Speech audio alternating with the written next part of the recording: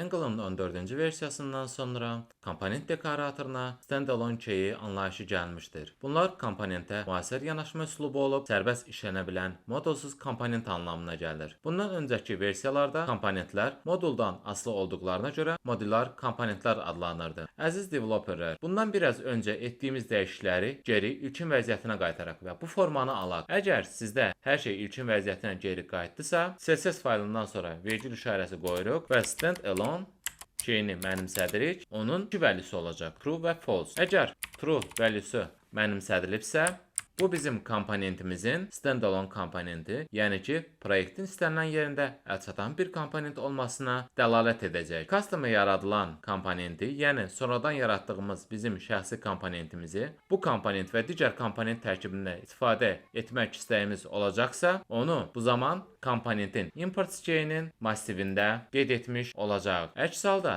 Angular həmin komponentin tegini proyekt üzrə tanımayacaq. Əgər biz standalone valuesunu false etsək, bu zaman görəcəyik ki, import keyi xəta kimi qəbul olunur. Bu o deməkdir ki, bizim komponentimiz modular komponent rejiminə keçmişdir. Bunu gələcək dərslərimizdə müzakirə edəcəyik. Gəlin bunu yenidən köhnə versiyasına geri qaytaraq və dərsimizə davam edək.